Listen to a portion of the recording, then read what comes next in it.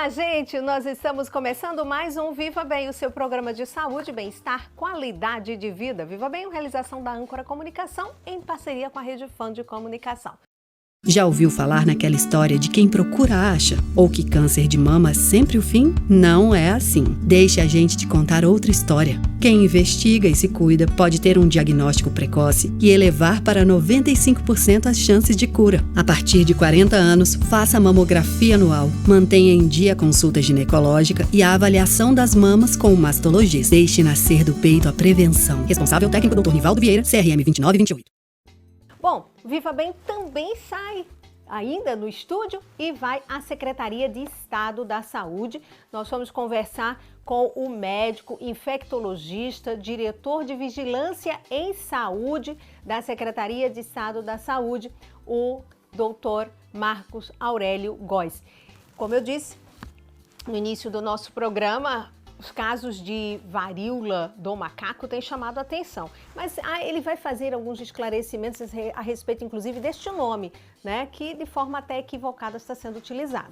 E também conversamos com ele sobre a Covid-19, o aumento de casos e, lamentavelmente, o relaxamento da população em não tomar a dose de reforço desta vacina.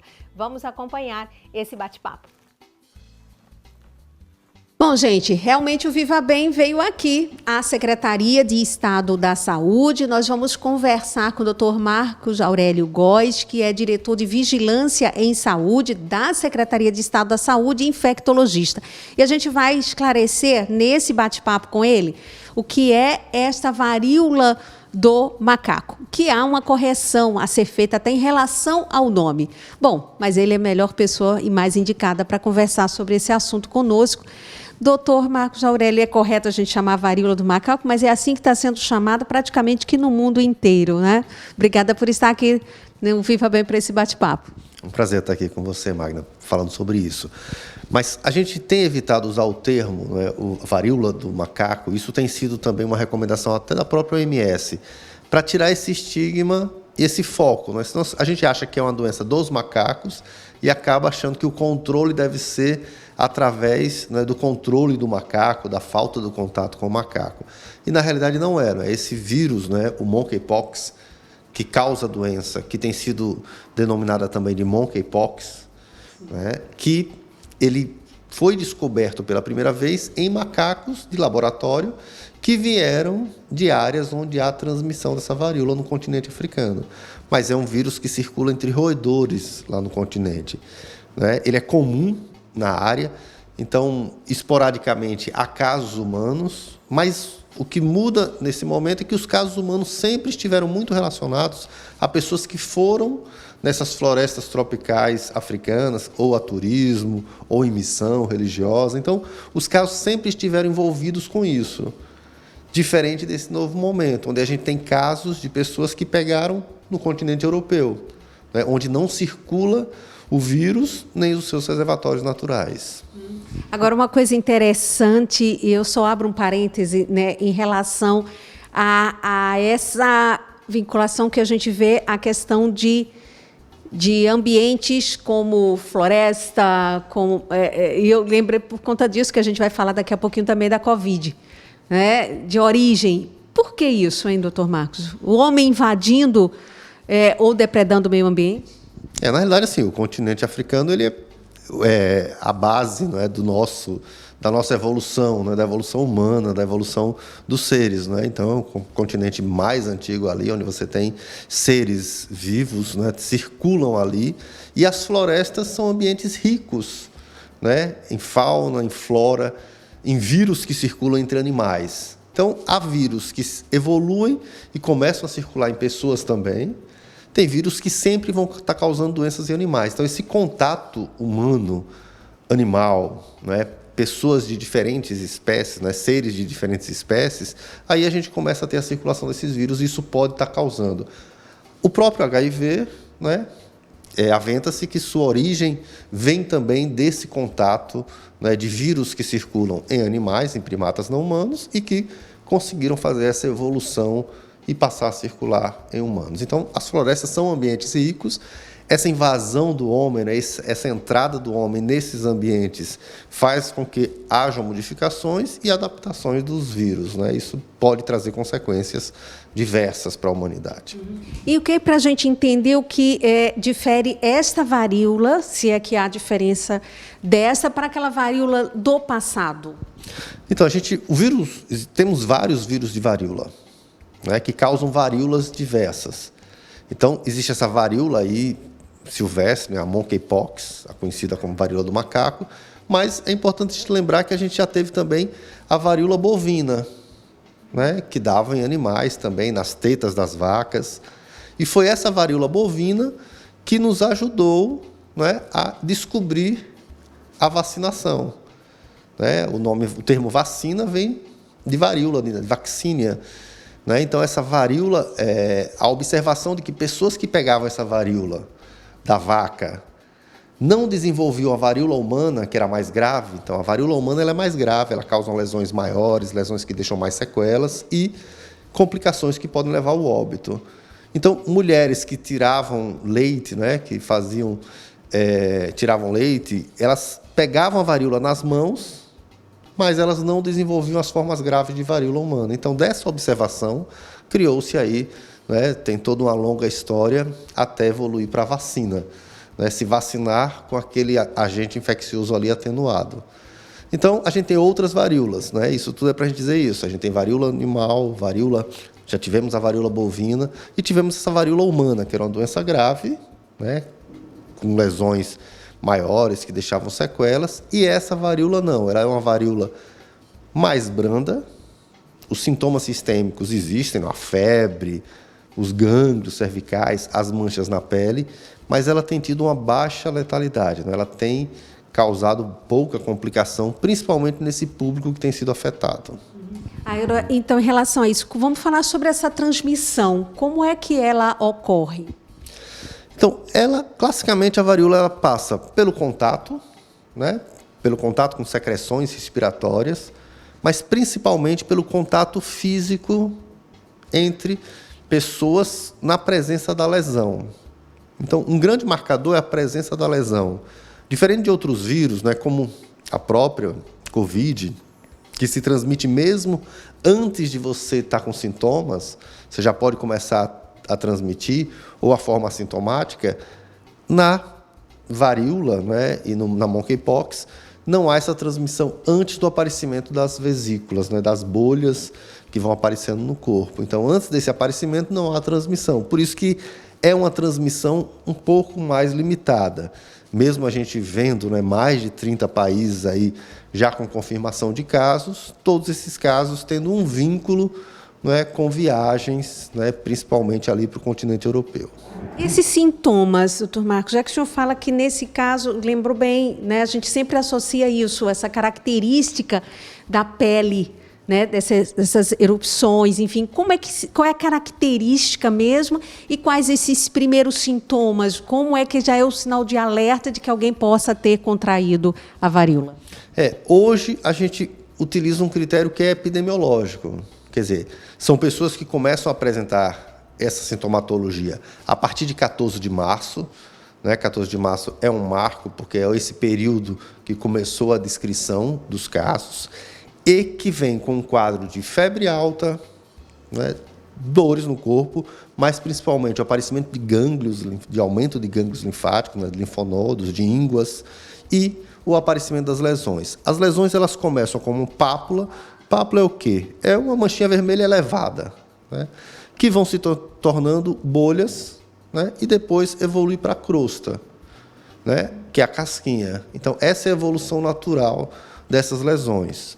Temos outras lesões que podem parecer com isso e podem confundir. Né? A catapora mesmo, a varicela, né, ela tem esse aspecto também. Uma coisa diferente da varicela é que nem sempre a febre está presente, né? As pessoas também têm um aparecimento não súbito de todas as lesões, às vezes aparece uma lesão, dias depois aparece outra, e as vesículas têm estágios diferentes. Na monkeypox, isso geralmente acontece tudo ao mesmo tempo.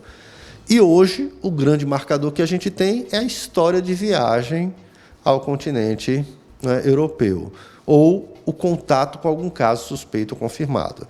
Isso é importante, né, porque a gente, é claro que, falando-se mais de monkeypox, mais pessoas com manchas, com lesões de pele, acabam entrando em contato, preocupados, né, e a gente tem visto que a maioria não. Ou é catapora, né, sarna, né, escabiose, por mais que não pareça, né, a gente recentemente foi investigar na equipe estadual em um município um surto de lesões de pele e quando viu, na realidade, era toda uma situação social ali que as pessoas apresentavam escabiose, que é sarna, só que infectada, com lesões grandes, mas tudo porque não tinha sido tratado adequadamente.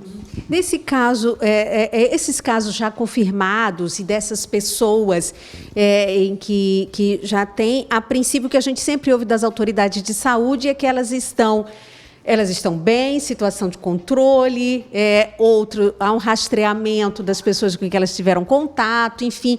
Então, o tratamento, para que a gente até também entenda como é que funciona, confirmou o caso ou até mesmo sob suspeitas medidas que devem ser adotadas e que estão sendo adotadas?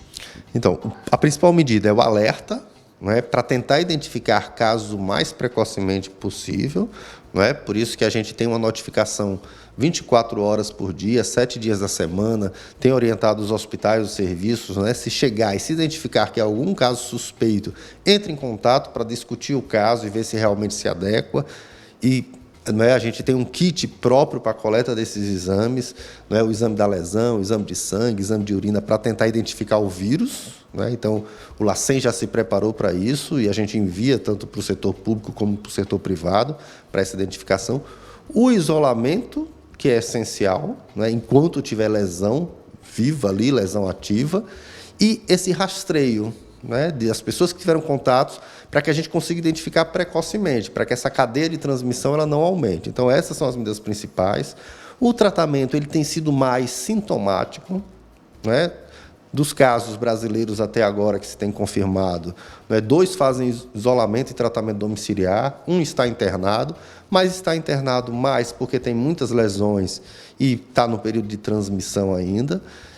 Existem antivirais que podem ser utilizados, mas que na prática não têm sido utilizados ainda, não tem sido necessário.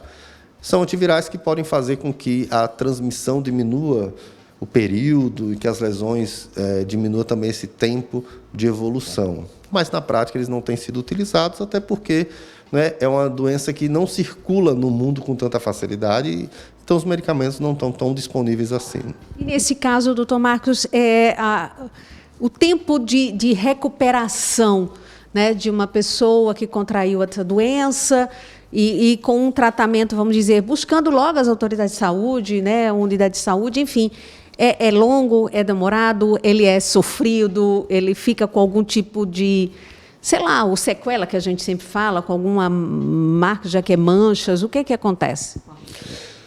Então, as lesões, se elas se infectam, elas podem deixar manchas na pele. Essa cicatrização, ela demora aí cerca de 21, 26, até 30 dias para ter toda essa evolução. Algumas pessoas vão ter menos lesões e vão ter uma recuperação mais rápida. Alguns vão precisar desse período todo de isolamento. É um longo tempo, realmente, quando a gente pensa. E os sintomas que incomodam mais, além das manchas, é claro que as manchas, as lesões incomodam, mas a febre, o mal-estar, as dores no corpo, eles acontecem principalmente no começo. Depois são mais as lesões que vão evoluindo até chegar àquela fase de crosta, que é a casquinha, e aí sim começa a ter a recuperação. Em relação à vacina, algumas pessoas dizem, mas quem já tomou uma vacina contra a varíola, tem alguma coisa a ver? Tem relação? Protege ou não? Sim, há estudos que têm afirmado isso, que as pessoas, principalmente quem é de antes de 1980, que foi vacinado, ele tem uma certa proteção. A vacina protege até 85%. Então, isso é um dos fatos que tem atribuídos a esse surto ter um certo controle. Você não tem uma transmissão tão intensa assim, apesar de a gente achar que são muitos casos, porque não está acostumado em se falar de monkeypox e de varíola outra vez, mas A vacina protege, sim, e essa vacina ela é até utilizada também para fazer alguns bloqueios de casos, né? Alguns países têm utilizado, que tinham reservas, têm utilizado isso, né? Você identifica o caso e, entre aquelas pessoas que tiveram contato, faz uma dose de vacina se você não foi vacinado. Então, aí nesse caso, pode, de repente, pensar em vacinar ou revacinar a população, ou quem não tenha tomado essa vacina? Hoje, na realidade, revacinar para a varíola como um todo não há uma justificativa. Não é? A vacina da varíola, né, ela existe, ela é a mais antiga, né, que a gente conhece, que foi utilizada em massa, mas ela tem uma guarda mais restrita, por enquanto, aos países. Né? A gente tem que lembrar que a varíola humana, né, ela é considerada até como arma biológica, né, o vírus da varíola. Né? Então, algumas potências aí, alguns laboratórios guardam esse vírus, né, justamente para se prevenir que haja algum ataque de bioterrorismo. Né? Então, são vírus que já são importantes, né? Eles são vírus que foram eliminados da sua circulação humana. Então, a vacina também ela existe em pouca quantidade nos países, mas pode ser produzida se for necessário. No momento, não há essa indicação. Né? A utilização dela em grande escala não se justifica ainda pelos dados. Prevenção. O que pode ser feito? Então, a gente tem algumas coisas que são importantes. Hoje, a gente tem um vínculo muito importante com viagem ao exterior, né? No caso dos casos brasileiros, muito vínculo com Portugal e Espanha. Então, sabemos que ela pode ser transmitida por vias aéreas. Então, a própria Anvisa tem recomendado. Então, nos voos internacionais, mesmo que for liberado, mantenha o uso de máscaras em locais de grande movimentação, né? Evitar, nesses países, talvez locais de grande aglomeração. Né? A gente tem visto que os casos iniciais foram muito relacionados a alguns eventos que aconteceram na Europa, né? em algumas ilhas, algumas festas muito intensas, com muito contato ali entre as pessoas, e isso acabou sendo talvez o primeiro foco da doença. E depois isso veio para o continente, e aí em bares, em baladas, pode haver essa transmissão. Bom, então a gente falou em máscara, e essa entrevista nós estamos aqui com máscara, Andressa também que está aqui atrás das câmeras com máscara, porque a gente precisa falar o quanto isso é importante. E a gente sai da varíola, a gente entra na Covid. O Dr. Marcos é uma figura emblemática nisso, é a figura de referência quando a gente fala em Covid. Não saímos da pandemia, ela continua, melhoramos muito, mas a gente está aqui usando até máscara para mostrar o quanto é importante ainda estar usando, porque casos notificados, casos confirmados, um aumento, e aí as pessoas dizem, o que aconteceu? Relaxou, está deixando de tomar a vacina, que é fundamental e importante. É tudo isso junto, doutor Marcos? Sim, é tudo isso. A gente entende, né, que estamos em uma melhor fase em relação a esses 2 últimos anos e meio. Né? A gente já flexibilizou bastante, né, as ações nos últimos meses, desde a última onda, e observamos que não tivemos, né, um aumento estrondoso de casos. Né? Isso nos dá alguma segurança. Mas muito se deve à intensa vacinação. Então, isso é que a gente tem que ter consciência. Esse momento, quando a gente não vê o impacto da Covid nos serviços de saúde, no dia a dia das pessoas, é um momento também de grande cuidado e de grande atenção. Porque a gente pode passar a não valorizar os casos. E Covid, mesmo com toda essa queda, continua matando cerca de 100 pessoas por dia ainda no país. Né? Então, ainda é uma doença grave e que circula, e que algumas pessoas têm risco diferente de outras pessoas. Então, o vírus e essa variante Ômicron tem circulado, ela tem sublinhagens. A gente tem visto um certo aumento em positividade em relato das pessoas, né, que testam e dão positivas. A maioria com sintomas leves. Isso é bom, né, porque isso não estressa o serviço de saúde, né? Isso não muda a vida das pessoas no dia a dia, mas, por outro lado, facilita a disseminação do vírus. Então, é importante que É o que a gente precisa aprender com esses anos de pandemia. Se a gente tiver com sintoma respiratório, com suspeita de uma gripezinha, né, evite sair de casa, evite circular em locais de grande aglomeração, evite visitar um idoso, evite visitar uma criança também não vacinada, né? Tente ficar em casa naquele período que você está doente e se teste. Os testes hoje são muito acessíveis, né? A gente tem teste na rede pública, na rede privada, testes que saem em menos de meia hora ali o resultado. E o profissional de saúde notifica os casos, né? A gente precisa acompanhar essa onda, né? A gente espera que essa onda não traga um impacto, né, em óbitos, em internações, mas a gente precisa acompanhar no dia a dia, saber o número, como é que isso está evoluindo. E lembrando que estamos, né, naquela fase de completar os nossos esquemas vacinais. Isso é o que garantiu que a gente tivesse uma onda explosiva, né, no começo do ano, com muitos casos, mas não tantos óbitos como nas ondas anteriores. Então, uma cobertura vacinal boa nos dá isso. E sabemos que a vacina da Covid ela precisa desse reforço ainda, né? Então, a gente tem que ver. As pessoas que não tomaram a segunda dose, tomam a segunda dose. Quem já está na época do primeiro reforço, toma o primeiro reforço. E quem já está no segundo reforço, né, toma o seu segundo reforço, para que a gente possa brincar aí o São João com tranquilidade. Essa questão do reforço vacinal, e aí que, infelizmente, algumas pessoas dizem, mas, poxa, eu tomei, eu ainda tenho que continuar tomando reforço. É por conta ainda de nós não termos, não só no Brasil, mas principalmente em outros países do mundo, uma grande cobertura vacinal. E aí, para que a gente possa ter um controle, vamos dizer assim, desse vírus e ele passar a ser um de influenza, seria mais ou menos isso? Na realidade, assim, esse vírus ele tem características especiais, né? Ele tem uma grande capacidade de mutação. O vírus de influenza, ele também tem mutação? Tem. Mas as mutações dele, anualmente, a gente identifica quais são aquelas mais frequentes.